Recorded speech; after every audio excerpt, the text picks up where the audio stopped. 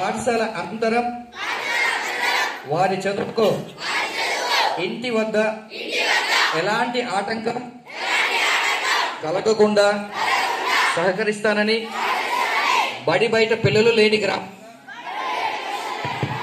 తీర్చిదిద్దుతానని, తోడ్పాటును అందిస్తానని తెలియజేస్తున్నాను.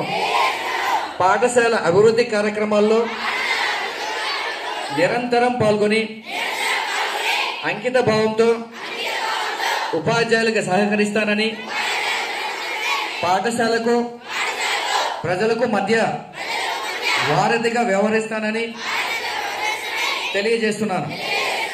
పిల్లలు బంగారు భవిత కోసం వారి విద్యా ప్రమాణాలను మెరుగుపరచడంతో వారి శారీరక, మానసిక, నైతిక వికాసానికి కృషి చేస్తానని, బాల్య వివాహాలను నివారించి పిల్లలకు భద్రత కల్పిస్తానని, పిల్లల ఉన్నతి కోసం పూర్తిగా సహకరిస్తూ నవ సమాజ నిర్మాణం కోసం నా వంతు కృషి చేస్తానని మనస్ఫూర్తిగా ప్రతిజ్ఞ చేయుచున్నాను. జై హింద్.